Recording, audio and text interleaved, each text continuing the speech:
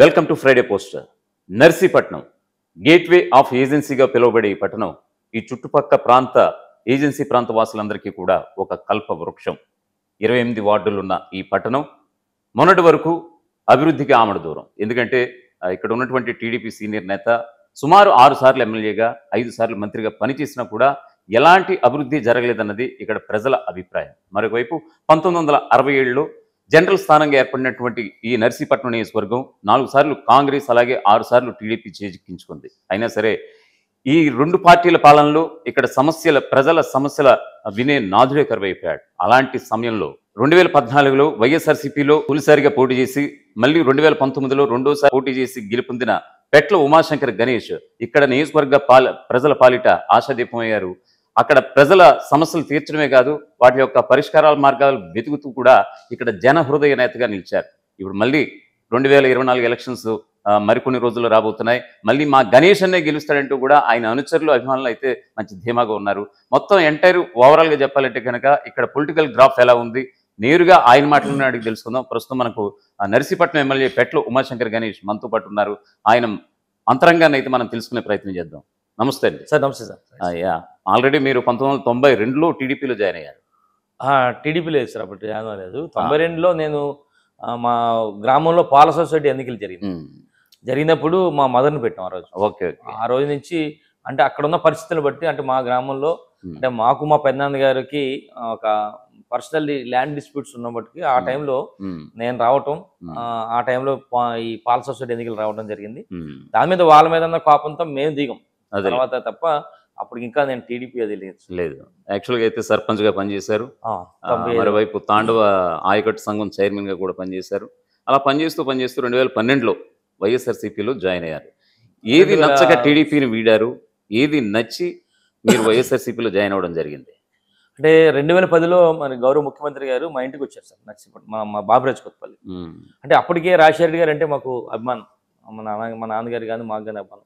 ఎప్పుడైతే రాజశేఖర రెడ్డి గారు చనిపోయారో మాకు ఒక ఆందోళనలో ఈ టైంలో మన గౌరవ ముఖ్యమంత్రి గారు రావడం, వారితో పాటు ఉండాలి యువకుడు ఆయనతో పాటు ఉండాలని ఒక దాని మీద మేము డిసైడ్ అయ్యామండి. డిసైడ్ అయిన తర్వాత మా ఇంటికి రావడం జరిగింది జగన్మోహన్ గారు. ఆ రోజు నుంచి మీ వెంట ఉంటామని చెప్పి మేము అందరం కూడా మాతో పాటు మా కుటుంబ సభ్యులు కానీ అందరూ కూడా. మీరు టీడీపీలో ఉన్నారు? అవునా? ఐ మీన్ అప్పటికే వైఎస్ఆర్ సానుభూతి పరులుగా మీరు ఉండటం జరిగిందా? జరిగింది సార్. 2000 ఆయన ఎప్పుడైతే మా ముఖ్యమంత్రి గారు ఇంటికి వచ్చారో ఆ రోజు నుంచి ఆయనతో పాటు ప్రయాణం స్టార్ట్ చేశాను సార్. యాక్చువల్గా అయితే నేను నా మనసులో ఉన్న ప్రశ్న ఇది, మీరు టీడీపీలో ఉండగా టికెట్ ఆశించి భంగపడ్డారా? టికెట్ కోసం మీరు పార్టీ మారటం జరిగిందా? లేదు సార్, నేను టీడీపీలో ఉన్న టైంలో నేను ఎమ్మెల్యే టికెట్ ఆశించాలనేది ఎక్కడ లేదు, నాకు ఎప్పుడు లేదు. మేము అది సెకండ్ కార్డులో మండల స్థాయిలో ఉన్నాం తప్ప టికెట్ మీద ఎప్పుడు మేము అనుకోలేదు. మరి ముఖ్యమంత్రి గారు వచ్చిన తర్వాత మాకు ఆయనతో ప్రయాణం చేస్తున్నప్పుడు చెప్పడం జరిగింది. యాక్చువల్గా అయితే 2012లో మీరు వైఎస్ఆర్సీపీలో జాయిన్ అయ్యారు. దానికంటే ముందు 2010 సార్ 2010లో వైఎస్ఆర్సీపీలో జాయిన్ అయ్యారు. దానికంటే ముందు టీడీపీలో మీరు కొనసాగారు. సో ఆ క్రమంలో అయ్యన్న పాత్రుడు మీకు ఒక ఎమ్మెల్యేగా నియోజకవర్గ ఎమ్మెల్యేగా ఉండటం జరిగింది. అటువంటి అయ్యన్న పాత్రుడి మీద మీరు 2014లో గట్టి పోటీ ఇచ్చారు. మరోవైపు 2019 ఎన్నికల్లో ఆయన మీ యొక్క దెబ్బకు ఆయన ఓటమి చవి చూశారు. ఏ రకంగా ఉంది ఆ ఫీలింగ్ మీకు నిజంగా? ఎందుకంటే ఒకప్పుడు ఒకే వేదికని పాల్పంచుకున్నారు, పసుపు కండువా కప్పుకున్నటువంటి మీరిద్దరు. ఎలా చూస్తారు దాన్ని? అంటే ఏం లేదు సార్, అంటే మనకి అప్పటి వరకు కూడా మేము సెకండ్ క్యాడర్ మండల స్థాయిలో అనుకున్నారా? ఆయన ఏమి చిన్న వ్యక్తి కాదు. ఐ థింక్ 6 సార్లు ఎమ్మెల్యేగా 5 సార్లు మంత్రిగా పనిచేశారు. అసలు నేను ఎమ్మెల్యే టికెట్ వస్తుంది కూడా నేను ఎప్పుడు అనుకోలేదు. ఎప్పుడైతే 2010 నుంచి ముఖ్యమంత్రి గారితో ప్రయాణం చేస్తున్నప్పుడు ఆయన ఒకసారి ముఖ్యమంత్రి గారు అన్నారు, నువ్వు పని చేయి, నువ్వు నీ గ్రాఫ్ బాగుంటే నీకు ఇస్తాను టికెట్ అని చెప్పన్నారు. అప్పటికి నాతో పాటు చాలా మంది మా నాయకులు అందరూ కూడా కష్టపడి పనిచేసాం. పనిచేసిన తర్వాత అందరినీ కూర్చోబెట్టి 2014లో మాకు ఎవరైతే ముఖ్య నాయకులు ఉన్నారో ఇక్కడ బోలి నరసింహతి గారు కానీ, జమ్మిలి గారు కానీ, అంకిరెడ్డి జమ్మిలి గారు, ఇలా ముగ్గురు కూడా కూర్చోబెట్టి గణేష్కి ఇస్తామని చెప్పి వాళ్ళతో మాట్లాడిన తర్వాత నాకు 2014 ఇచ్చేసాను. నాకు నిజంగా ఈ స్థాయిలో నేను ఎమ్మెల్యే టికెట్ ఇస్తారని కూడా నేను అనుకోలేదు. ఇచ్చిన తర్వాత అందరూ కూడా 2-3 ఆశించినప్పటికి కూడా వాళ్ళందరూ కూడా కష్టపడి నా గురించి పనిచేశారండి. నేను చాలా దగ్గరికి వచ్చాను. నేను అసలు యాక్చువల్గా నేను ఊహించలేదు. అంటే అది రావడానికి గల కారణం ఏంటంటే ముఖ్యమంత్రి గారి తాలూకా ఒక నమ్మకం ఉంది ఆయన మీద. అప్పటికి నేను వెళ్ళింది కూడా జగన్మోహన్ గారు ఫోటో పెట్టుకొని వెళ్ళాను. నాకు తెలిసి 2014లో నా నర్సీపట్నం నియోజకవర్గంలో నేను తెలిసింది చాలా మందికి తక్కువ, మరొక ఒక 50% తెలుసుకుంటూ వచ్చామో లేకపోతే అంతే తప్ప నేను పూర్తి స్థాయిలో తెలియదు నాకు, నేను ఎవరో కేవలం జగన్మోహన్ రెడ్డి గారి ఫోటోతో వెళ్ళాను. దగ్గరికి ఒక 1200 ఓట్లు అటు నుంచి ఇటు పడితే నేను ఆ రోజే ఎమ్మెల్యే అయ్యేవాడిని. ఖచ్చితంగా అండి. అది ఎలా చూస్తారు, 2014లో ఆల్రెడీ ఓడి గెలిచారనేది మీ గురించి ఎవరైనా అడిగినా చెప్తారు. 2338 ఓట్ల తేడాతో ఆ రోజు కాంగ్రెస్ నుంచి వైఎస్ఆర్సీపీలో జాయిన్ అయ్యారు ముత్యాల పాప. సో ఆవిడకి టికెట్ రాలేదన్న భంగపాటుతోటి అయ్యన్న పాత్రుడికి సపోర్ట్ చేయడం, సో ఆ రకంగా ఒక స్వల్ప ఓట్ల మెజారిటీతో ఆయన గెలవటం అనేది జరిగింది. సో ఆ రోజే మీరు గెలిచినట్టు. సో ఏమంటారు మీ అనుచరులు కానీ, మీ అభిమానులు కానీ, నియోజకవర్గ ప్రజలు కానీ, వాళ్ళందరూ హృదయాల్లో మీరు ఉన్నట్టే లెక్క. అవును సార్. ఎప్పుడైతే 2014లో ఓటమి చెందినప్పుడు కూడా కంటిన్యూ 5 years కూడా మేము రోడ్డు మీద ఉన్న రోజు కూడా ఏదో సమస్యల మీద సీఎం గారు ఇచ్చిన ప్రోగ్రామ్స్ కానీ, పార్టీ కార్యక్రమ్స్ కానీ, ప్రతిదీ కూడా నాతో పాటు మొత్తం 4 మండలాలు ఉన్న క్యాడర్ అంతా కూడా మేమందరం కూడా కుటుంబ సభ్యుల ఫ్రెండ్స్లో ఉంటాం. ఎక్కడ ఎమ్మెల్యేకి పోటీ చేశాను నేను అనే ఫీలింగ్ ఎక్కడ మాకు ఉండదు. ఎవరు వచ్చినా, పెద్దవాళ్ళు వచ్చినా, చిన్నవాళ్ళు వచ్చినా అందరితో పాటు కూర్చుంటాం, సరదాగా మాట్లాడతాం, ఎక్కువసేపు స్పెండ్ చేస్తాం. నిరంతరం 5 years కూడా మేము లాస్ట్ 5 years 2014-19 వరకు కూడా ఆ 5 years అంతా కూడా ఫుల్ కష్టపడి పనిచేసామండి. ఇంక మేము ఆ రోజు ముఖ్యమంత్రి గారు మాకు ఫస్ట్ నాకు తెలిసి 2019లో ఎన్నికల ప్రచార సంకారం మన నర్సిపట్నం స్టార్ట్ చేశారు ముఖ్యమంత్రి గారు. ఎందుకంటే ఫస్ట్ గుంటూరు పెట్టారండి. గుంటూరు ఎందుకు క్యాన్సిల్ అని తెలియదు, ఫస్ట్ నర్సీపట్నం స్టార్ట్ అయింది. ఓకే. ఆ రోజే మేము బహిరంగ సభలు అడిగాం, అన్న ఫస్ట్ ప్రచారం సభ అనేది మీరు ఎట్టి బస్సులో కూడా ముఖ్యమంత్రి అవుతారు, మేము ఇక్కడ 25,000తో వైసీపీ జెండా ఎగరేస్తాం, మేము మీరు ఏదైనా సరే మా నర్సీపట్నాన్ని మంచి కేర్ తీసుకొని చేయాలని చెప్పి ఆ రోజు అడిగాం. ఆ రోజు నుంచి కూడా బ్రహ్మాండంగా 25,000 సుమారుగా 25,000తో మంచి మెజార్టీతో గెలిచాం. ఆ రోజు కూడా గెలిచామంటే కేవలం జగన్మోహన్ గారి తాలూకా ఫోటోతోనే గెలిచారు. మళ్ళీ ఈ రోజు కూడా అదే సేమ్. మరొక విషయం అండి, వైఎస్ జగన్మోహన్ రెడ్డి మీ పార్టీ అధినేత ఆల్రెడీ 175 నియోజకవర్గాల ఇన్ఛార్జీలని మార్చే ప్రయత్నం చేస్తున్నారు. ఇప్పటికి సుమారుగా 6 దఫాలుగా అయితే మార్పులు చేర్పులు చేస్తూ ప్రకటించారు. అందరికీ పిలుపులు వస్తున్నాయి, తాడేపల్లికి పిలవటం, వాళ్ళని కొంచెం నచ్చజెప్పడం, మీకు ఎమ్మెల్సీ ఇస్తాం, మీరు అందాక ఈ పోటీ నుంచి తప్పకుండా. మీకు ఎటువంటి కాల్ రాలేదు అంటే ఇక్కడ వైఎస్ఆర్సీపీ అభ్యర్థిగా వేరే వాళ్ళ పోటీలు లేరా? ఇక్కడ పెట్ల ఉమాశంకర్, గణేష్ ఒక్కలే కనిపిస్తున్నారు ఆయనకి. సో మరొక వైపు ఆల్రెడీ మీరు 2024 ఎలక్షన్స్ ప్రక్రియ కూడా షురూ చేశారు. ఎటువంటి కాన్ఫిడెన్స్ ఉంది మీకు? కాన్ఫిడెన్స్ సార్ మేము, ఎందుకంటే ఎక్కడ కూడా మేము మా మీద ఎక్కడ కాంట్రవర్సీస్ ఉండే, ఇక్కడ ఎక్కడ మాకు గ్రూప్స్ ఏమో లేవు, అందరం కలిసి కొట్టుకుంటాం. దాని మీద మాకు సార్ కూడా చెప్తారు సార్, 2 years బ్యాక్ నుంచి కూడా మాకు గడప గడపగా మన ప్రభుత్వం కార్యక్రమంలో రివ్యూస్ రోజు జరిగేది. ప్రతి 2 నెలలకో 3 నెలలకో మా గ్రాఫ్స్ అన్ని కూడా చూపించేవారు. మీరు చేయండి, తిరగండి, మీ ప్రజల్లోకి వెళ్ళండి, మీరు కానీ ఏం గ్రాఫ్ బాగోకపోతే ఆల్టర్నేటివ్ వేరే ఇస్తాను, మీకు మాత్రం వేరే చేస్తానని చెప్పి 2 years నుంచి చెప్తానే వస్తున్నారు మా అందరికి కూడా. దాని మీద మేము చెప్పిన దాని మీద గడప గడప బ్రహ్మాండంగా మేము చేస్తాం, ప్రతి ఇంటికి ప్రతి గ్రామం వెళ్ళాం. హ్యాపీగా ఉంది సార్ మాకు, నిజంగా మీరు అన్నట్టు పిలుపు అయితే మాకు ఏం లేదు, హ్యాపీగా ఉన్నాం, అంత హ్యాపీగా. సో ఎన్ని దశలు అయినా కానీ నర్సీపట్నం పేరు అయితే లేదు సార్, మీడియా ముందు రాదు. మరొక వైపు నియోజకవర్గ వ్యాప్తంగా చూసుకుంటే కనుక 2,16,000 మంది ఓట్ బ్యాంక్, అందులో కుప్పల వెలమ మీ సామాజిక వర్గానికి సంబంధించి సుమారుగా 1,00,000 పైబడి ఉన్నట్లుగా మనకి అందుతున్నటువంటి సమాచారం. ఇందులోనే పంచుకోవాలి, అయ్యన్న పాత్రుడు పంచుకున్నా, మీరు పంచుకున్నా. మరొక వైపు ఇక్కడ మరో విషయం ఏంటంటే, అయ్యన్న పాత్రుడు లాస్ట్ టైం ఆయన టీడీపీ ఒంటరిగా పోటీ చేసింది, జనసేన కూడా ఇండివిజువల్గా పోటీ చేసింది కాబట్టి అది పక్కన పెడితే ఇప్పుడు జనసేన టీడీపీ సంయుక్తంగా, మరోవైపు బీజేపీ కూడా పోటీ చేస్తుంది అన్నట్లుగా తెలుస్తాం. ఓకే, ఇక్కడ బీజేపీ సోదులో ఉందా లేదనేది తర్వాత విషయం. కానీ ఇక్కడ కుప్పుల వెలమ సామాజిక వర్గం తర్వాత కొద్దో గొప్ప మిగతా క్యాస్ట్లో కాపుల ఓట్ బ్యాంక్ కూడా ఇక్కడ కీలకంగా ఉంది. సో అది ఎక్కడో కొంచెం ఎడ్జులు మీకు ఎక్కడ భయం అనిపించట్లేదా? లేదు సార్ అసలు మాకు, ఎందుకంటే 2014లో టీడీపీ జనసేన కలిసి పోటీ చేస్తే గవర్నమెంట్ ఫామ్ చేసింది. సో మళ్ళీ ఇప్పుడు వాళ్ళిద్దరూ సంయుక్తంగా వస్తున్నారు. సార్ మాకు ఇప్పుడు మీరు అనేది వెలమ అనేది ఇది ఏముండదు సార్, ఆయన వెలమ మేము వెలమ, ఎవరు ఓటు వాడిది ఎవరి పార్టీ వాళ్ళది సార్. ఇందులో ఎక్కడ క్యాస్ట్ అనేది అనేది కాపుల గురించి సుమారుగా 30,000 ఓట్లు ఉన్నాయి సార్. మాకు మేజర్ ఎక్కువ మాకు మాతో ఉన్నారు అందరూ కూడా. వాళ్ళు ఎక్కడ మా నియోజకవర్గంలో ఇది క్యాస్ట్ ఫీలింగ్ అనేది ఎక్కడ మాకు వాళ్ళందరికీ ఎవరికి లేదు. వాళ్ళందరూ కూడా మేము అందరూ కలిసి ఉంటాం. పార్టీ వాళ్ళందరూ కూడా జగన్మోహన్ గారి తాలూకు పార్టీ తరఫు ఉన్నారు. ఎక్కువ మేజర్ మాకు 30,000 పైగా ఉన్నారు. అందరూ కూడా మాకు ఎక్కువ శాతం మాతోనే ఉన్నారు సార్, ఎక్కడ ఫీలింగ్ తీసుకురారు. మరోవైపు జగన్మోహన్ రెడ్డి ఆల్రెడీ సంక్షేమ పథకాల విషయంలో 100% ఆయన సక్సెస్ సాధించారు. అది జనాలతో పాటు రాష్ట్ర వ్యాప్తంగా అందుతున్నటువంటి ఒక నినాదంతో వెళ్తున్నారు. కానీ అభివృద్ధి విషయంలో కొంచెం మైనస్ ఉంది.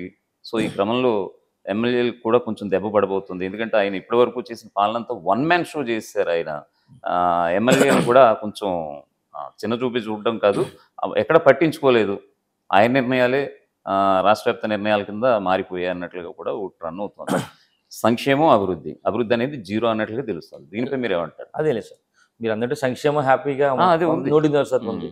మా నర్సీపట్నం నియోజకవర్గం సంబంధించి అభివృద్ధి గురించి చెప్పాలంటే సుమారుగా 500 కోట్లు హాస్పిటల్ సార్, మెడికల్ కాలేజ్ వచ్చింది. మరి ఎంత సార్ అది? అసలు 500 కోట్లు మన స్టేట్లో 17 కాలేజీలు వస్తే అందులో మా కాలేజ్ అంటే ఎంత అదృష్టం. మేము 2019 ఎన్నికల్లో జగన్మోహన్ గారు వచ్చిన తర్వాత ఆ రోజు అడిగాను సార్, అన్న ఇక్కడ 150 పడకల హాస్పిటల్ ఉంది, ఏదైనా ప్రమాదం జరిగి అత్యవసర పరిస్థితి సీరియస్ అయితే విశాఖపట్నం ప్రయాణం చేయాల్సి వస్తుంది, 2 hours ప్రయాణం, మధ్యలో చాలా మంది చనిపోయారు, కాబట్టి ఇక్కడ ఏదైనా మెరుగైన వైద్యం కావాలంటే మాకు మంచి హాస్పిటల్ ఇంకా చేయాలని చెప్పి అడిగినప్పుడు అన్నారు, ఇప్పుడు 500 కోట్లు సార్, అది 630 పడకలు సార్. ఈరోజు బ్రహ్మాండంగా హాస్పిటల్ నెక్స్ట్ ఇయర్ స్టార్ట్ అవుతుంది సార్. మరి అది అభివృద్ధి కదా సార్ అది. అలాగే ఇంకోటి ఇక్కడ ఆరిలో రోడ్ అని చెప్పి సార్, అది ఇప్పుడు 40 సంవత్సరాల నుంచి కూడా అది ఫారెస్ట్ 3 కిలోమీటర్ల ఫారెస్ట్ ఉంది. ఎక్కడ ఫారెస్ట్ మినిస్టర్గా ఉన్నప్పుడు కూడా ఆయన పత్రుడు క్లీనెస్ చేయలేకపోయాడు. మన గవర్నమెంట్ వచ్చిన తర్వాత క్లీనెస్ తీసుకొని ఇప్పుడు సుమారుగా రోడ్డు వేసే కార్యక్రమం చేస్తున్నాం. ఎందుకంటే మధ్యలో కూడా చాలా యాక్సిడెంట్లు చాలా మంది చనిపోయారు. అది కూడా ఆ మేజర్ ఆ మండలానికి ఆ రోడ్డు మెయిన్, ఆ రోడ్డు కూడా మన 50% కంప్లీట్ అయింది, ఒక 1 వీక్లో అది కూడా చేస్తాం. అలాగే ఇక్కడ నర్సీపట్నంలో వెంకటేశ్వర టెంపుల్ అని ఒక బైపాస్ రోడ్ ఉంది సార్, బొడ్డపల్లి కన్స్ట్రక్షన్ చేస్తాం. అంటే జనాలు మన ఇదంతా తగ్గించడం గురించి అది గత తెలుగుదేశం ప్రభుత్వంలో శాంక్షన్ చేశారు, స్టార్ట్ చేశారు, చేయలేకపోయారు. కానీ ముఖ్యమంత్రి గారికి నేను మాట్లాడిన తర్వాత 6 కోట్ల రూపాయలు ఇచ్చారు సార్. ఇప్పుడు 80% కంప్లీట్ అయింది సార్, ఇంకొక ఈ వీక్లో మొత్తం కంప్లీట్ చేస్తాం అది. అలాగే మెయిన్ రోడ్ ఒకటి ఉంది సార్, మెయిన్ రోడ్ వైడనింగ్ చేయాలని చెప్పి, ఎందుకంటే బాగా వేలాది మందిగా మాకు చుట్టుపక్కల కేవలం ఒక నర్సీపట్నం కాకుండా ఏజెన్సీ ప్రాంతం నుంచి కూడా ఎక్కువ మంది మాకు వస్తుంటారు, వేలాది మందికి. ఈ ట్రాఫిక్ ఎక్కువ అవుతుందని చెప్పి మేము సీఎం గారిని అడిగాం. రోడ్ సుమారుగా 30 కోట్లు 40 కోట్లు దాన్ని శాంక్షన్ చేస్తాం. ఇవన్నీ కూడా సీసీ రోడ్లు సార్. ఈరోజు చూస్తే నర్సీపట్నం మున్సిపాలిటీలో ప్రతి సచివాలయానికి 20 లక్షలు స్టేట్ వైడ్ ఇస్తే మాకు నర్సీపట్నంలో అదనంగా మళ్ళీ 30 లక్షలు ఇచ్చారు. ఏంది సీసీ రోడ్ బ్రహ్మాండంగా ఏ వాటికి వెళ్ళినా సరే. అంటే మీరు అందరితో అభివృద్ధి కూడా బ్రహ్మాండంగా ఉంది సార్. అభివృద్ధి కూడా బాగానే ఉందని అంటారు. ఓకే, ఈ విషయం పక్కన పెడితే కనుక అయ్యన్న పాత్రుడి పైన మీరు 2019 ఎన్నికల్లో గెలిచిన తర్వాత ఆయనపై కొన్ని కేసులు పెట్టడం జరిగింది. ఆయన ఇంటికి సంబంధించి భూ కబ్జా చేశారు, చెరువు భూమి కబ్జా చేశారంటూ కూడా ఒక రెవెన్యూ యంత్రాంగాన్ని మరీ బరిలో దింపి ఒక కొంచెం మీడియా ఫోకస్ కూడా జరిగింది. ఇది ఏంటిది రాజకీయ కక్ష సాధింపే? ఎందుకంటే అది సార్ అంటే ఆయన మీద ఉన్న కేసులు ఒక 6-7 ఉన్నాయి సార్. ఒక కేసు ఏంటంటే ఒక మహిళా ప్రభుత్వ అధికారి, మున్సిపల్ అధికారి, కమిషనర్ ఆవిడని బట్టలు ఉడిస్తే పరిస్థితి వస్తుంది అన్నారు, కేసు పెట్టారు. ఒక మహిళా అధికారిని, ప్రభుత్వ అధికారిని ఆ విధంగా దూషిస్తే పెట్టడానికి కేసు పెట్టారు. పోలీసులు బట్టలు తీసి కొడతానని చెప్పి అన్నాడు, అది కేసు పెట్టారు సార్. ఇది వాళ్ళు ఇంటికి వచ్చిన సంబంధించి గోడకి సంబంధించి ఎవరు కంప్లైంట్ ఇచ్చారు, దాని మీద వెరిఫికేషన్ వచ్చి ఇరిగేషన్ సంబంధించి ఉందని చెప్పి తెర వెనుక మీరు అందరూ మంత్రాంగం నడిపారని అసలు ఇప్పుడు ఆ గోడ తీయడం వల్ల మాకు వచ్చేది ఏమి ఉండదు సార్. మాకు 2 సెంట్లు, అది సెంటో 2 సెంట్లు, దానికి ఏమి ఉండదు సార్. అది ఎవరో కంప్లైంట్ ఇచ్చారు, దాని మీద వెరిఫికేషన్కి వెళ్ళారు. ఇప్పుడు దాని పొజిషన్ ఏంటంటే ఇంకా కేసు జరుగుతూ ఉంది సార్ ఆల్రెడీ. మరోవైపు నియోజకవర్గంలో మరి ముఖ్యంగా చూసుకుంటే కనుక ఇది నియోజకవర్గ గేట్వే ఆఫ్ ఏజెన్సీ, నేను ఇంట్లో చెప్పినట్టుగా. సో ఈ క్రమంలో ఇక్కడ ఉన్నటువంటి అటవీ సంపద దోచుకునే విషయంలో వీళ్ళిద్దరి మధ్య, అంటే ప్రస్తుతం ఉన్న ఎమ్మెల్యే పెట్ల ఉమాశంకర్ గణేష్ మధ్య, మాజీ ఎమ్మెల్యే అయ్యన్న పాత్రుడి మధ్య మంచి రాజకీయ రణరంగం అయితే రన్ అవుతుంది. ఎందుకంటే రంగురాళ్ళ తవ్వకాలు కావచ్చు, దాని వ్యాపారం కావచ్చు, మీ ఇద్దరి మధ్య ఇదే మెయిన్ టాపిక్ అన్నట్లుగా కూడా జనాల్లో కొంతమంది న్యూట్రల్గా ఉండే వాళ్ళు అనుకుంటున్నారు. దీనిపై మీరు ఇచ్చే సమాధానం ఏమిటి? సార్ అసలు ఆరోపణలు అనేది సహజం సార్. ఆ మధ్య అసలు జరగట్లేదా రంగురాళ్ళ తవ్వకాలు? సమస్య లేదు సార్. మీరు కూడా లాటరైట్ దొంగ అని మీరు ఈయన ఉద్దేశించి అన్నారు. అట్లా లాస్ట్ టైం గవర్నమెంట్ లో టీడీపీ టైంలో లాటరైట్ అంతా కూడా పట్టుకెళ్ళేది వాళ్ళే పట్టుకెళ్ళారు మొత్తం అంతా కూడా. అలాగే రంగురాళ్ళ అనేది కూడా ఆరోపణ చేశారు. కానీ నేను చెప్పాను, నేను రంగురాళ్ళ మీద ₹1 సరే నేను సంపాదించినట్టు రుజువు చేస్తే నేను ఏదైనా సరే, ఓకే, ఎక్కడ అసలు లేదు సరే. అంటే ఏదో కావాలని, అంటే ఎవరెవరో చేస్తే చేయొచ్చు, కానీ దాని మా మీద నెట్టడం అనేది కరెక్ట్ కదా. సో వాళ్ళు మళ్ళీ ఇదే స్లోగన్ తోటి వస్తే మీరు ఏం చెప్తారు మరి? ఎలాగ విమర్శలు ప్రతి విమర్శలు అనేవి కామన్ రాజకీయాలు. మీరు ఏం తిన్నారు, వాళ్ళు ఏం తిన్నారు అనేది తర్వాత విషయం. కానీ ప్రధానంగా ఇప్పుడు 2 పార్టీలు కాదు, 3 పార్టీలు ఇప్పుడు మీ పైన ఫోకస్ చేస్తున్న నియోజకవర్గం. అవును, ఎలా ఉండబోతుంది? వాళ్ళ ఆరోపణలు ఎందుకు చేస్తే సరే, మాకైతే మేము చాలా కాన్ఫిడెన్స్ పొందాం. మాకు తెలుసు మీరు చేసేవాళ్ళు అనేది తెలుసు, ప్రజలకు తెలుసు ఎవరు ఏం చేశారో. లాస్ట్ గవర్నమెంట్ లో, టీడీపీ గవర్నమెంట్ లో ఎవరు ఎంత దోచుకున్నారు, వైఎస్ఆర్ పార్టీకి వచ్చి నర్సీపట్నం ఎమ్మెల్యేగా నేనేం దోచుకున్నానో లేదో ప్రజలకు తెలుసు. దాని మీద మేము ఎవరో కామెంట్ చేయడం చేస్తారు సార్ నాయకులు, ప్రజలు మాత్రం హ్యాపీగా, నా విషయంలో అయితే మాత్రం నాకైతే ఇబ్బంది లేదు. ఈయన ఏదైతే మానస్పుత్రికగా ఒక వ్యవస్థని స్థాపించారు, వాలంటీర్ల వ్యవస్థ కావచ్చు, అంతకుముందు ఉన్నటువంటి అంగన్వాడీలు కావచ్చు, వీళ్ళందరూ కూడా యాంటీ అయ్యారు ఈ మధ్య.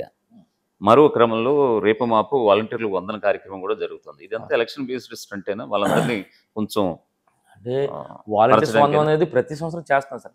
వాలంటీర్ వందనం అనేది పార్టీ కార్యక్రమం, అది చేస్తున్నారు కాదని అంటలేదు. కానీ వాళ్ళందరూ కూడా ఏదైతే వాలంటీర్లని నమ్ముకుని పెట్టుకున్నారో ఆ వ్యవస్థలో చాలా మంది కూడా వాలంటీర్స్ కొంతమంది వ్యతిరేకతతో ఉన్నారనేది బయట వినిపిస్తున్నటువంటి టాక్. లేదు సార్, ఎందుకంటే ఈ రోజు వాలంటీర్ వ్యవస్థ తెచ్చిన తర్వాత ప్రతి వాలంటీర్ కూడా అంత హ్యాపీగా ఉన్నారు సార్. దానికి కారణం ఏంటంటే శాలరీ గురించి కాదు, అంటే మనం వెళ్తున్నాం, వాళ్ళ ద్వారా కొన్ని కార్యక్రమాలు చేస్తున్నాం, వాళ్ళ ద్వారా పథకాలు ఇస్తున్నాం, ఒక ఫీల్డ్లో మంచి అంటే సేవా కార్యక్రమం ఉందని చెప్పి మా నర్సీపట్నం నిధులు అందరూ వాలంటీర్స్ అంతా మాట్లాడుతున్నారు ఎప్పటికప్పుడు, అందరూ హ్యాపీగా ఉన్నారు సార్. దానికి ఎక్కడ తెలియదు. మరి అంగన్వాడీల విషయంలో కూడా ప్రభుత్వం తీసుకున్నటువంటి చర్యలు మీరు ఏ విధంగా చూస్తారు? అంగన్వాడీది కూడా వాళ్ళ తాలూకు డిమాండ్ చెప్పారు, మాక్సిమం అన్ని కూడా చేశారు. ఒకటి ఉంది, తర్వాత ఒక 2-3 నెలల టైం తర్వాత చేస్తామని చెప్పి అన్నారు, అంతే సార్.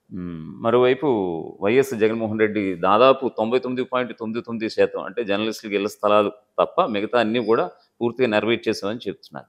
ఇది బాగానే ఉంది, కానీ ఉద్యోగస్తులకి సిపిఎస్ అంటూ, ఇప్పుడు ఎందుకు చెప్తున్నారు ఈ పాయింట్ మీరు ఖచ్చితంగా గమనించాలి. ఉద్యోగస్తులకు సిపిఎస్ అంటూ జీపీఎస్ తీసుకొచ్చారు. ప్రస్తుతానికి మీకు మీ దగ్గర 2 అంశాలు నేను తీసుకొస్తున్నాను. దశల వారీ మద్యపాన నిషేధం అంటూ కూడా పార్టీలో ఉన్నటువంటి కొంతమంది కీలక నేతలు డిస్టిలరీస్కి సంబంధించిన బ్రాండ్స్ అమ్మటం, మళ్ళీ ఎలక్షన్స్ దగ్గర చేసి మళ్ళీ పాత బ్రాండ్లు ఏవైతే ఉన్నాయో అవన్నీ మళ్ళీ వైన్ షాప్స్లో ఇప్పుడు మళ్ళీ లభ్యం అవ్వటం, ఏ విధంగా చూడాలి దీన్ని? ఆల్రెడీ ఆయన చెప్పిన మాట, ఇందులో అయితే ఉద్యోగస్తులు చాలా నిర్లిప్తతో ఉన్నారు, కొంచెం దాని ఎఫెక్ట్ ఏ విధంగా ఉండబోతోంది? అంటే నాకు తెలిసి మీరు చెప్పింది ఏంటంటే జీపీఎస్ అనేది ఆల్రెడీ డెసిషన్ తీసుకున్నారు. చాలా మంది ఉద్యోగస్తులతో మేము మాట్లాడినప్పుడు కూడా చాలా హ్యాపీగా కొంతమంది ఉన్నారు, కొంతమంది వ్యతిరేకత ఉన్నది. మీకు సంబంధించిన ఉద్యోగ సంఘాల వాళ్ళ చేత మీడియా ముందు ప్రొజెక్ట్ చేయించారు, సంతృప్తికరంగా ఉన్నామనేది ఒక మాట. ఇది ఓపెన్గా చెప్పేస్తున్నాను మీకు, ఎందుకంటే బయట జరుగుతున్నది అది. ఉద్యోగస్తులు అయితే కాస్త యాంటీగానే ఉన్నారు అనేది. మరీ ముఖ్యంగా టీచర్లు, వాళ్ళని ఎలక్షన్స్ వర్క్ నుంచి కాస్త ఉపశమనం కలిగించడం, వాళ్ళకి ఉపశమనం కలిగించారు, లేకపోతే వాళ్ళని పూర్తిగా పక్కకు పెట్టారు. అదే సార్. సార్ అంటే మా నర్సీపట్నం నియోజకవర్గం నేను చెప్పాలి, మాకు ఇక్కడ టీచర్ చాలా మంది ఉన్నారు, అందరూ కూడా క్లోజ్గా ఉంటారు. అంటే అక్కడ ఒక్క ఓటుతో పోవట్లేదు, మీకు యావత్ కుటుంబం ఓట్లే మీకు డిపెండ్ అవుతున్నాయి. అంటే నష్టం అంటూ జరిగితే కనుక ఆ యావత్ కుటుంబం అంతా కూడా సదరు ఎమ్మెల్యే మీద పడే అవకాశాలు అయితే ఉన్నాయి. అది సార్, అంటే ఇక్కడ నర్సీపట్నంలో చాలా మంది టీచర్స్ నాతో ఫ్రెండ్స్ కానీ మామూలుగా ఉన్నారు. వాళ్ళందరూ కూడా ఎక్కడ మాకు అంటే ఒక పాలసీ అనేది ఉంది, కానీ మా నర్సీపట్నంలో మాత్రం ఎక్కడ మాకు యాంటీ అనేది కనిపించలేదు. ఇక్కడ అందరూ క్లోజ్గా ఉన్నారు, ఎవరి పార్టీ వాళ్ళదే అభిమానులు, ఎవరి అభిమానులు వాళ్ళే తప్ప ఎక్కడ మాకైతే ఆ ఆందోళన అయితే మాకు లేదు. ఇక్కడ ఈ మధ్యకాలంలో జరిగిన సామాజిక సాధికార బస్సు యాత్ర నర్సీపట్నంలో అది ఒక అంగరంగ వైభవంగా జరిగింది. ఏంటి అది చెప్పకనే చెప్తున్నారా నేనే పోటీ చేస్తున్నానని? అదే లేదు సార్, బస్సు యాత్ర అనేది స్టేట్ వైడ్ జరుగుతుంది సార్. అది అర్థం బాగా మరి మేము లేదు అంటే అంత నేను చూసాను ఆ విజువల్స్, కానీ అది ఇంకా నర్సీపట్నం పేరు రాకముందే ఆయనే పేరు ప్రొజెక్ట్ చేయించుకుంటున్నారు అనేది కొంతమంది. సార్ సీట్ విషయంలో అక్కడ అసలు మాకు ఆలోచన లేదు అసలు మాకు. ఓకే, మీ సామాజిక వర్గం కొప్పుల వెలమ, బూడి ముత్యాల నాయుడు పక్క నియోజకవర్గం, ఆయన కూడా ఈరోజు మీకు సపోర్ట్ చేస్తున్నటువంటి పరిస్థితి.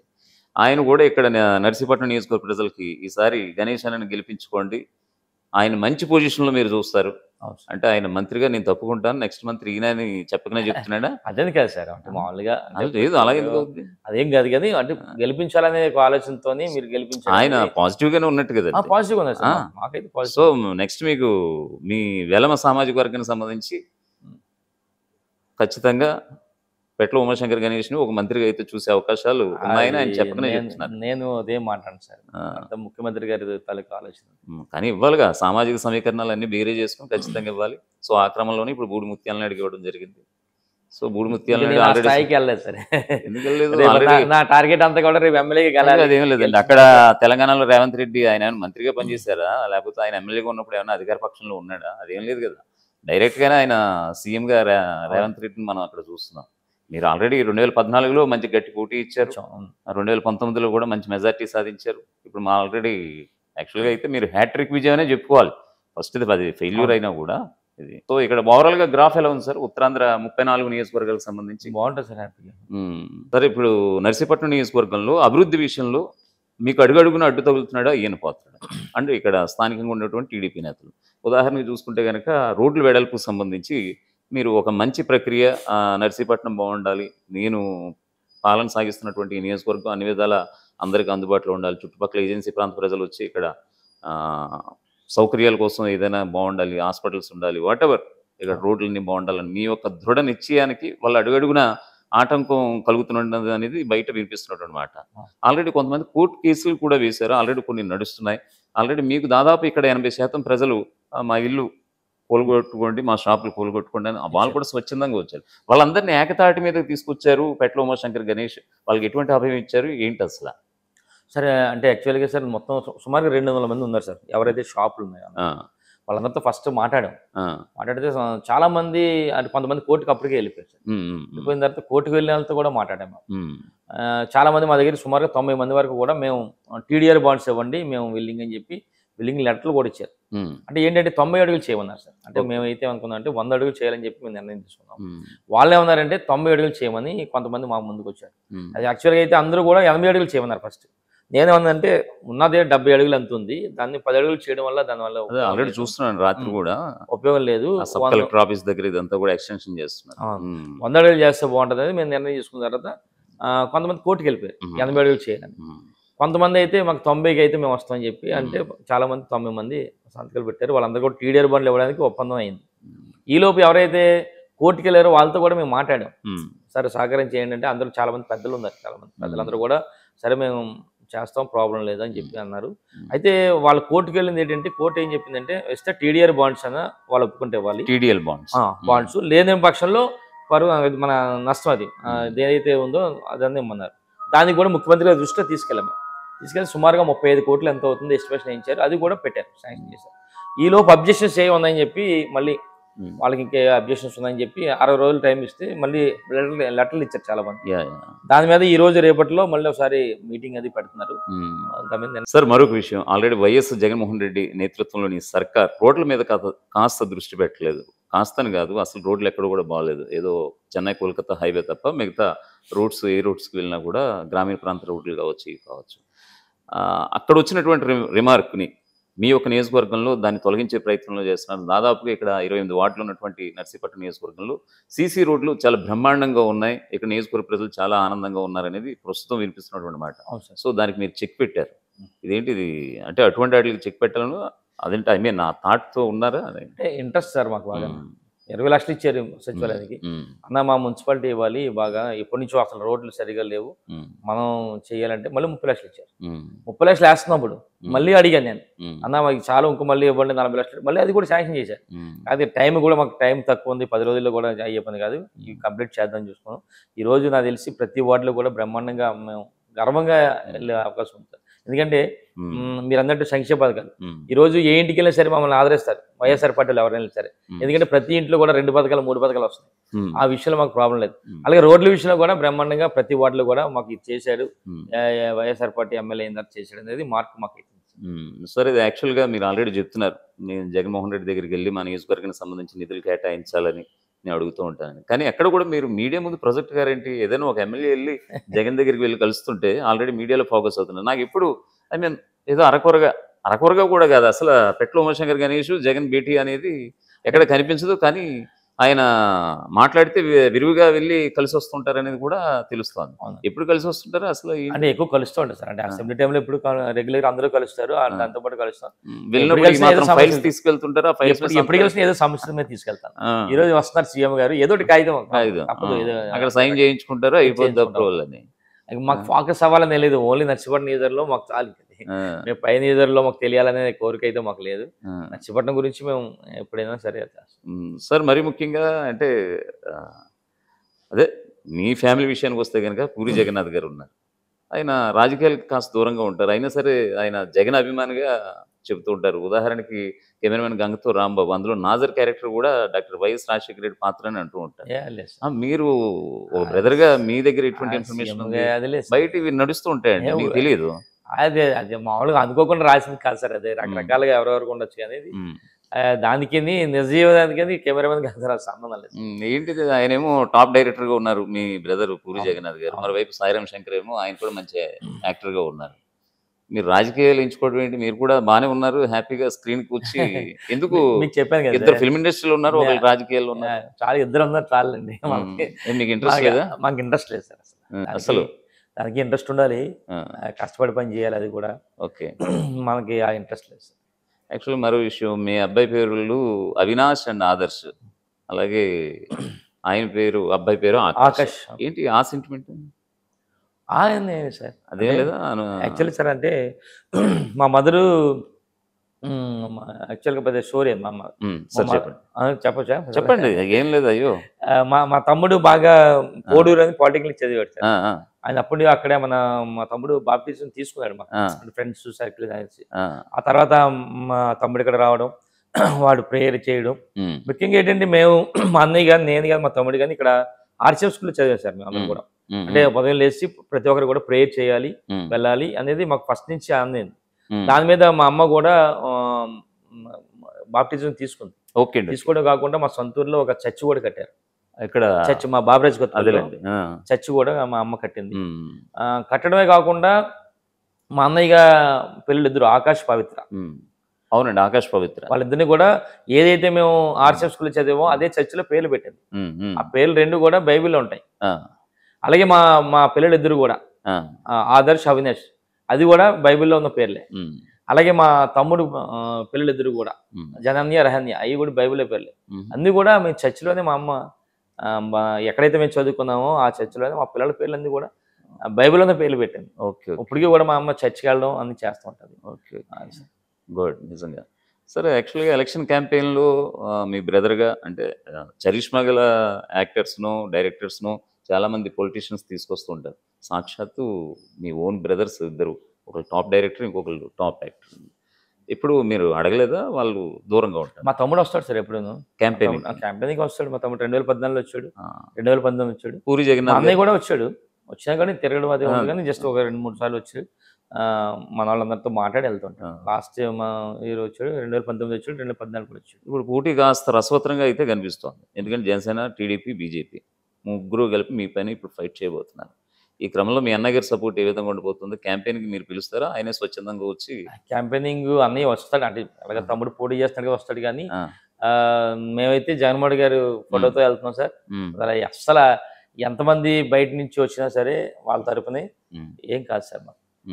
మరోవైపు జగన్ పైన విపక్షాలనే కాదు, సాక్షాత్ అక్కడ సొంత చెల్లెలు షర్మిల కూడా ఇప్పుడు పిసిసి చీఫ్గా ఉన్నారు. షర్మిల ఆవిడ కూడా ఇక్కడ రాష్ట్రం అధోగతి పాలైపోయింది, జగన్ పాలనలో ఇక్కడ అభివృద్ధి అనేది అడ్రస్ లేకుండా పోయింది అన్నటువంటి స్టేట్మెంట్స్ మీకు మైనస్ కలగవా? ఏ లేదు సార్. అంటే ఇప్పటివరకు కూడా టీడీపీ, జనసేన అందరూ కూడా మా మీద ఎలాగే అయితే ఉన్నారు, ఆవిడ కూడా అదే ఆలోచనలో మేము చూస్తాం, అంతే తప్ప ఏమీ లేదు. అలా అనుకోవడం అంటే మీరు ధీమాగా ఉండొచ్చు. యాక్చువల్గా లాస్ట్ టైం ఎలక్షన్స్లో పంజాబ్లో జరిగినటువంటి ఒక ఎలక్షన్స్లో నవజోత్ సింగ్ సిద్ధు, ఆయన బ్రదరు, ఆయన సిస్టరు ఎలిగేషన్స్ స్టార్ట్ చేశారు. అది ఆయనకి అతిపెద్ద మైనస్ అయింది.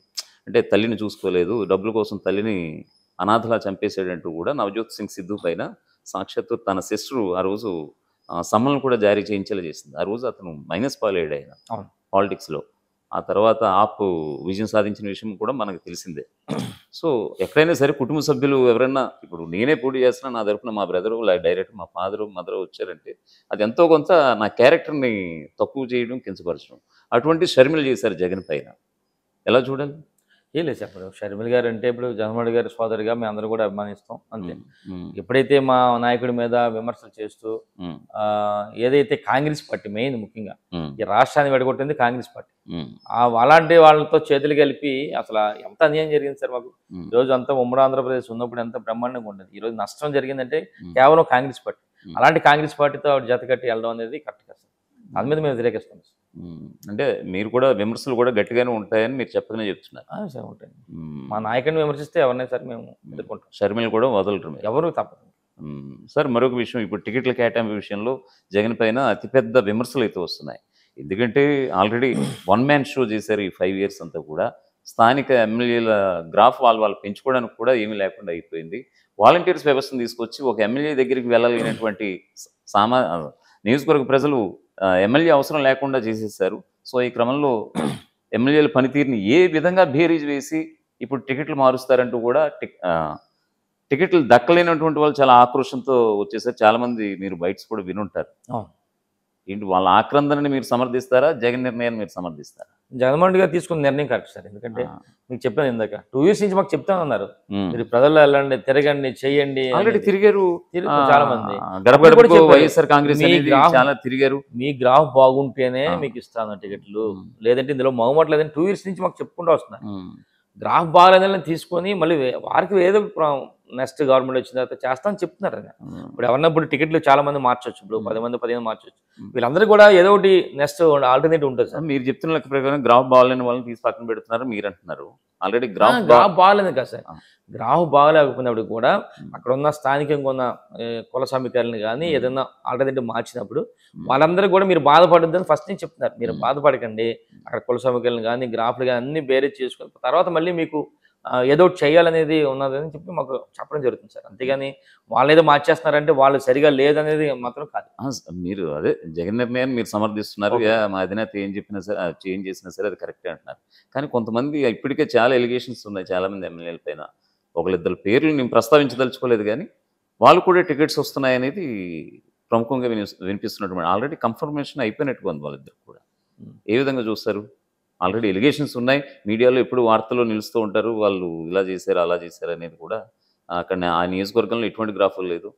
సో పక్క నియోజకవర్గం కూడా ఇచ్చే ఏర్పాట్లు అయితే చేస్తున్నారు. తన అనుకున్న వాళ్ళకి ఖచ్చితంగా టికెట్ అయితే ఇస్తున్నారని జగన్ పైన మీ పార్టీ ఎమ్మెల్యేలు ఈ మధ్య మీ పార్టీ నుంచి బయటకు వచ్చేసిన ఎమ్మెల్యేలు ప్రధానంగా ఆరోపిస్తున్నటువంటి మాట. అంటే వాళ్ళకి కావాల్సిన వాళ్ళకి ఇవ్వడం అనేది కరెక్ట్ కాదు సార్. అక్కడ మనం గెలాలి, ఆ నియోజకవర్గంలో గెలాలి అనేది పెట్టుకున్నారు తప్ప వాళ్ళు తన మన అనేది భేదం అయితే లేదు ఆయనకి, సీఎం గారికి. మెయిన్ ఏంటంటే ఏదైతే గెలాలి 150 సీట్లు ఏదైతే అనుకున్నామో 150 గెలాలి కనుక సమీకరణలు మారుతున్నాయి తప్ప అందులోనే రకరకాల చాలా మంది విమర్శలు చేయొచ్చు తప్ప ఇందులో ఎక్కడ మాకు ఇబ్బంది అయితే లేదు సార్. ఇప్పటివరకు 6 విడతలుగా మీ యొక్క జాబితా రిలీజ్ చేశారు మీ అధినేత జగన్మోహన్ రెడ్డి. ప్రధానంగా బీసీలకే పెద్దపీట వేసినటువంటి పరిస్థితి. ఇదెందుకు చెప్తున్నానంటే ఆల్రెడీ బీసీల పార్టీగా పేరొందినటువంటి టీడీపీకి చెక్ పెట్టడం కోసమేనా ఈ మార్పులు చేర్పులు? ఆఖరికి రెడ్డిలను కూడా పక్కన పెట్టి, మీరు ఆల్రెడీ గమనించి ఉంటారు ఆ జాబితా చూస్తే, రెడ్డిస్ని కూడా పక్కన పెట్టి ఐ థింక్ బీసీ సామాజిక వర్గానికి ఇచ్చినటువంటి సందర్భం. ఇప్పుడు నేను 2-3 స్థానాలు అయితే గమనించాను. చూసారు. బీసీ అనేది కాదు, ఎస్సీ ఎస్టీ బీసీ మైనార్టీ అనేది ఎందుకు ఇక్కడ ఇప్పుడు 6 విడతల జాబితాలో ప్రధానంగా బీసీలని ఎక్కువ ఫోకస్ చేసింది వైఎస్ఆర్సీపీ అధినేత జగన్మోహన్ రెడ్డి చేశారు. అసలు మొదటి నుంచి చెప్తాను నాకు ఎస్సీ ఎస్టీ బీసీ మైనార్టీల గురించి ఎక్కువ చెప్తూ ఉంటారు, దాని మీద వెళ్తున్నారు సార్. సార్ మీ నియోజకవర్గంలో దాదాపు అంటే నిన్న మీ డిప్యూటీ సీఎం, మాజీ డిప్యూటీ సీఎం, మాజీ హోంమంత్రి నిమ్మకాయల చినరాజప్ప గారితో మాట్లాడారు. ఆయన ఏమంటాడంటే 85% ఇక్కడ అసలు ఏమీ హామీలు అమలుపరచలేదు రాష్ట్రంలో. బటన్ ఒక్కటే కాదు సీఎం జగన్మోహన్ రెడ్డి, ఎంతమంది అయితే లబ్ధిదారులు ఉన్నారో అందరికీ వెళ్తున్నాయో లేదో ఒకసారి బేరీజ్ చేసుకున్నారండి. ఉదాహరణకి మిమ్మల్ని అడుగుతున్నా, మీ నియోజకవర్గంలో అమ్మఒడి కావచ్చు, ఇతరత్ర సంక్షేమ పథకాల విషయంలో కావచ్చు, లబ్ధిదారుల సంఖ్య ఈ ఎవరి ఇయర్ గ్రాఫ్ పెంచుతూ వచ్చారా, తుంచుతూ వచ్చారా? పెరుగుతున్నాయి సార్, పెరుగుతున్నాయి. అక్కడ అసలు మేము తీయాలనే ఆలోచన ఎవరికి లేదు సార్. ఇవ్వాలనే ఆలోచన ప్రతి ఒక్కరు కూడా. జగన్మోహన్ గారు చెప్పేది అంటే ప్రతి ఒక్కరికి ఇవ్వండి ఇవ్వండి ఇవ్వండి. మేము కూడా ఏం చెప్తామంటే గ్రామాలు వెళ్ళినప్పుడు సచివాలయ సిబ్బందితో కానీ మన వాలంటీర్స్తో కానీ ఏమాత్రం అవకాశం ఉన్నా క్వాలిఫై చేయడానికి చూడాలి తప్ప ఏదో ఒక 2 రోజులు ఎలాగైనా మన ఆధార్ కార్డులో 45 ఇయర్స్ ఉంది సార్, 40 సంవత్సరాలకి వైఎస్ఆర్ చేయూత ఇవ్వాలి అంటే ఆయన పథకాలు అయితే పెట్టారు, దానికి తగ్గట్టుగానే రిస్ట్రిక్షన్స్ కూడా పెట్టారు. కరెంట్ బిల్లుల విషయంలో కావచ్చు, ఏదైనా కావచ్చు. ఇప్పుడు మీరు పెడుతున్నటువంటి వాహన మిత్ర 10,000 రూపాయల ఆర్థిక సాయం పట్ల కూడా చాలామంది కొంచెం వ్యతిరేకత కూడా ఉన్నది అనేది మాట వాస్తవం. ఎందుకంటే ఫైన్స్ రూపంలోనో ఇతరత్ర రూపంలో రూల్స్ అండ్ రెగ్యులేషన్స్ పెట్టి మళ్ళీ రివర్స్లో తీసుకుంటున్నారు అనేది ఇదే ఓపెన్గా చెప్పేస్తున్నా, మీ దగ్గర దాయాలని కాదు. సో ఇవన్నీ మీకు సంక్షేమ పథకాలు పెట్టినట్టే పెట్టి మళ్ళీ తీసుకోవడాన్ని ఏ విధంగా చూస్తారు? ఏం లేదు సార్. ఇప్పుడు మీరందరూ వాహన మిత్ర అన్నారు సార్, గతంలో ఎవరు ఇవ్వలేదు టీడీపీ మనం 10,000 రూపాయలు ఇస్తున్నాం. ఇప్పుడు దాని ఫైన్లు అనేది కామన్. అది గత ప్రభుత్వంలో కూడా తెలుగుదేశం ప్రభుత్వంలో కూడా ఫైన్లు ఉంటాయి, అన్ని కూడా అది కామన్. ఈ ఫైన్లు వేస్తానని చెప్పి డబ్బులు ఇవ్వడం అనేది కాదు. అంటే ఇంకా నయ్యం 10,000 రూపాయలు ఇస్తుంటే ఈరోజు చాలా మంది హ్యాపీగా గ్రామాలు వెళ్ళినప్పుడు ఆటో వర్కర్స్ వాళ్ళు ఫ్యామిలీ మెంబర్స్ అందరూ కూడా గతంలో ఎవరు ఇవ్వలేదు మీరు ఇస్తున్నారని చెప్పి చాలా మంది హ్యాపీగా ఉన్నారు సార్. నిజమేనండి, సంక్షేమ పథకాల విషయంలో వైఎస్ జగన్మోహన్ రెడ్డి సర్కార్ని ఎక్కడా కూడా తప్పు పట్టే అవసరం లేదు. కాబట్టి ఇప్పుడు వాళ్ళు వెతుకుతున్నారు ఎక్కడెక్కడ లూసుకులు ఎక్కడెక్కడ ఉన్నాయని, మీ ప్రధాన విపక్షాలన్నీ కూడా. నేను ఇప్పుడు ఎక్కడ కూడా సంక్షేమ పథకాల మీద ఎక్కడ ఏమి ఉండదు సార్. ఏమీ లేదు. ఒక అవినీతి, ఒక రూపాయి కూడా అవినీతి ఉండదు. అవును. అది ఈసారి కనుక మళ్ళీ జగన్మోహన్ రెడ్డి వస్తే కనుక 30 ఏళ్ళు మందే అంటున్నాడు ఆయన, అంత ధీమాగా ఉన్నాడు. Okay sir. అంటే చంద్రబాబు ఏజ్ ఫ్యాక్టర్ని దృష్టిలో పెట్టుకుని అంటున్నారా? అది కాదు సార్, ప్రజల్లో ఉండిపోయారు సార్. ప్రజల్లో ఏంటంటే జగన్మోహన్ రెడ్డి గారు చెప్తే చేస్తారనేది ఉంది. ఏదైతే 2019 ఎన్నికలు చెప్పారో అన్ని కూడా చేసుకెళ్తున్నాం. అందుకని ఒక నమ్మకం వచ్చింది. ఇప్పుడు అందుకని జనాలు కూడా ప్రతి ఒక్కరు అంటున్నారు ఇప్పుడే ఎంత బాగా చేశారు, రేపు మళ్ళీ ముఖ్యమంత్రి అయితే ఇంకా బాగా చేస్తారు, ఇంకా మరిన్ని పథకాలు ఇస్తారని చెప్పి జనాలందరూ, ముఖ్యంగా మహిళలు సార్, 100% మహిళలందరూ కూడా మా పార్టీకి సంబంధించిన వాళ్ళు కాదు, వేరే పార్టీ వాళ్ళు కూడా చాలా మంది మాట్లాడినప్పుడు గడపడి బ్రహ్మాండంగా వాళ్ళందరూ కూడా సంతోషంగా ఉన్నారు. 2 పథకాలు 3 పథకాలు వస్తున్నాయంటే హ్యాపీ సార్. ఈ రోజు రేపు జరగబోయే ఎన్నికల్లో ఎక్కువ శాతం మంది మాకు మహిళలందరూ కూడా వేరే పార్టీ వాళ్ళు కూడా సపోర్ట్ చేస్తారు సార్ జగన్మోహన్ గారు. మీరు గతంలో టీడీపీలో ఉన్నప్పుడు అయ్యన్న పాత్ర నోటి దురుసు మీరు ఫస్ట్ నుంచి అలాగే ఉండేదా? ఆయన వయసు ప్రభావం మూలంగా ఈయన ఈ మధ్యన ఇలా మాట్లాడడం ఈ మధ్య స్టార్ట్ అయింది. అంతే, ఫస్ట్ లో మీరు ఉన్నప్పుడు బాగానే ఉండేది. ఈ మధ్య అధికారం అప్పట్లో మీకు ఆయనకి ఎలా ఉండేది సఖ్యత? అంటే ఒకే పార్టీలో ఉండేవారు, ఆయన ఎమ్మెల్యేగా కొనసాగారు. అప్పుడు మీరు మీ సొంత మండలానికి సంబంధించి మండల పార్టీ అధ్యక్షులుగా ఉన్నారు. ఆ టైంలో ఎలా ఉంది, ఎలా మాట్లాడేవారు ఆయన మీతో? కానీ ఇప్పుడు ఫైర్ ఫైర్ ఫైర్ అన్నట్టుగా ఈ మధ్య చెప్తాం కదా సార్, 5 years లాస్ట్ 5 years హ్యాపీగా టీడీపీ గవర్నమెంట్ లో బాగా అన్ని ఉన్నాయి. పోయేసరికి అధికారం పోయేసరికి ఒకసారి ఆయనకి ఇదంతా వస్తున్నాయి. మరోవైపు 40 ఏళ్ల రాజకీయ జీవితం అయింది అయ్యన్న పాత్రుడికి. సుమారుగా 6 సార్లు ఎమ్మెల్యే, ఒక ఎంపీ, మరోవైపు 5 సార్లు మంత్రిగా పనిచేశారు. అటువంటి ఆయన నర్సీపట్నం నియోజకవర్గానికి సంబంధించి ఏమీ చేయలేదనేది కళ్ళ ముందు కనబడుతున్న సాక్ష్యం అని చాలామంది ప్రజల నుంచి చూస్తున్నటువంటి శాంపిల్స్ ఇవన్నీ బైట్స్. సో ఎలా చూస్తారు మీరు? ఆయన చేసిన అవినీతి ఏమిటి, ఇంకా తెర వెనక దాగున్నటువంటి స్కామ్లు ఏంటి? మీకు ఏమన్నా ఐడియా ఉంటే ఒకసారి చెప్పగలుగుతారు? చాలా బాక్సైడ్ చెప్పాం కదా సార్. అవును, బ్రహ్మాండంగా లాటరైట్ బాక్సైడ్ మొత్తం వేసాడు. అప్పట్లో రంగురాలు కూడా హ్యాపీగా మొత్తాలు అందరూ చేసుకున్నారు. మరి ప్రస్తుతం అధికార పార్టీ మీదే కదా ఉంది, ఎటువంటి విచారణ చేయబడుతున్నారు అటువంటి వాటిపైన? జరిగిపోయింది సార్ అప్పుడు అంతా కూడా. చాలా మంది ఎంక్వైరీ చేస్తే వెలుగులోకి వచ్చే అవకాశాలు ఉన్నాయి. అది ఎంక్వైరీ చేసినా అది దొరికేది కాదు కదా సార్, తవ్వుకున్నారు పట్టిపోయారు. అప్పట్లో బాక్సైడ్ తవ్వారు పట్టుకెళ్ళిపోయారు. ఇందులో ఏముంది సార్? సరే, యాక్చువల్గా 2,16,000 మంది ఓట్లు ఉన్నారు మీ నియోజకవర్గంలో. ఈసారి మరోసారి అదృష్టాన్ని పరీక్షించుకోబోతున్నారు. అంతకంటే ముఖ్యంగా సింహం సింగిల్ గానే వెళ్తుంది. అక్కడ జగన్మోహన్ రెడ్డి చెప్పడం, మీరు ఇప్పుడు సింహం సింగిల్ గానే వెళ్తున్నట్టుగా మీ దాంట్లో కూడా అర్థమవుతుంది మీరు వెళ్ళే క్రమంలో. ఇక్కడేమో బీజేపీ, టీడీపీ, జనసేన 3 కలిపి ఏకదాటిగా వస్తున్నాయి. అవసరమైతే ఐ థింక్ కాంగ్రెస్ కలవదు అనుకోండి, ఎందుకంటే బీజేపీ ఆల్రెడీ ఉంది కాబట్టి ప్రధానంగా వైరల్ పార్టీ. సో ఎంత మెజార్టీతో మీరు మళ్ళీ ఈసారి గెలుపొందే అవకాశం? లాస్ట్ 2019లో కాన్ఫిడెన్స్ గా చెప్పారు సార్, 25,000 అన్నాం, ఈసారి 30,000తో గెలుస్తాం సార్ బ్రహ్మాండంగా. ఎందుకంటే మా పార్టీ నాయకులందరూ కూడా బ్రహ్మాండంగా కష్టపడి ఏం చేస్తున్నారు. ఎందుకంటే మాకు అధికారంలో మళ్ళీ జగన్మోహన్ గారు వస్తే ఇంకా బాగుంటది అని ఆలోచనతో అందరూ ఉన్నాం. 30,000 అయితే మేము గ్యారెంటీ తీసుకుంటాం. 30,000 అయితే ఖచ్చితంగా అయితే వస్తుంది మెజార్టీతో. సార్, మీరు పూరి జగన్నాథ్ ఫ్యామిలీ మెంబర్గా అంటే ఆయన బ్రదర్గా చివరిలో అడగాల్సిన కొన్ని ప్రశ్నలు అయితే ఉన్నాయి. వస్తుంటారు ఆయన ఫ్యామిలీతో? ఎప్పుడెప్పుడు వస్తారు? నెలకోసారి విజిట్ చేస్తుంటారు? ఇప్పుడు మనం ఈ మధ్య లాస్ట్ టైం ఒక పూజ ఒకటి పెట్టాం, రమ్మంటే వచ్చాడు. అంత ముందు అలాగే అప్పుడప్పుడు అంటే మనకి పండగలు అది ఉండదు సార్, ఏదైనా లేజర్ టైంలో వస్తారు అంతే. ఆకాష్, అవినాష్, ఆదర్శ్ ముగ్గురు మధ్య బాండింగ్ ఎలా ఉంటుంది? Happy sir. వాళ్ళు ఎంతసేపు వాళ్ళ అన్నయ్య దగ్గరికి వెళ్ళాలని చూస్తూ ఉంటారు. ఇప్పుడు కూడా బయట వేరే దగ్గరికి వెళ్ళారు, హైదరాబాద్ దిగిపోయారు ఆడ దగ్గర. సరే, ఇప్పుడు మీ రాజకీయ వారసులుగా వాళ్ళని కొనసాగిస్తారా, లేకపోతే వాళ్ళకి ఫిల్మ్ మీద ఇంట్రెస్ట్ ఉంటే కనుక అన్నయ్య గారికి చెప్పి పంపిస్తారా? ఫిల్మ్ కూడా అంటే ఇంట్రెస్ట్ లేదు సార్, ఇద్దరికి ఇంట్రెస్ట్ లేదండి. పొలిటికల్ కూడా మేము ఏం పెట్టుకోలేదు. ఏదైనా వాళ్ళకి ఏదైనా రేపు ఫ్యూచర్లో ఏదైనా బాగుంటే ఏదైనా చేయాలనేది ఆలోచన. ఇంకా సాయిరామ్ శంకర్ వస్తుంటారా? ఆయన రావటం, తమ్ముడు ఎక్కువ వస్తాడు. ఆకాష్ ఇక్కడికి రావటం, ఇక్కడికైనా వచ్చేది? ఇక్కడికి వస్తారు సార్, ఇక్కడికి మా ఊరు కూడా వెళ్తారు, పక్కన 10 కిలోమీటర్లు అమ్మ దగ్గరికి వెళ్ళి అక్కడికి ఉంటారు. అమ్మ కూడా ఇక్కడ ఉంటుంది, మధ్య మధ్యలో వెళ్ళి వస్తూ ఉంటుంది. హ్యాపీగా ఉంటుంది sir. Okay okay. Anyway, thank you so much. Me valuable time, అలాగే ఫస్ట్ టైం మాకు ఇచ్చినట్లుగా కూడా తెలిసింది. ఇంత టైం మాకు మరోవైపు ఇది ఎలా కట్ అవ్వగానే మళ్ళీ మీరు వేరే అభివృద్ధి కార్యక్రమాలు మీరు పాల్పంచుకోబోతున్నారు ఇంకొక 5 నిమిషాలు ఆగగానే. వైఎస్ఆర్ ఆసరా, మరోవైపు ఈ రోజు సీఎం జగన్మోహన్ రెడ్డి వైజాగ్ కార్యక్రమంలో పాల్గొన్నారు. ఇంత టైం ఉండి ఇంత వాల్యుబుల్ టైం మాకు కేటాయించడం ముఖ్యంగా మరి ధన్యవాదాలు అండి. ఎనీవే, మీరు వేస్తున్నటువంటి ఈ అడుగులు మరోసారి అసెంబ్లీ వైపు అడుగులు పడాలి అని ఫ్రైడే పోస్టర్ సాక్షిగా మేము కూడా కోరుకుంటున్నాం. Thank you so much Umashankar గారు.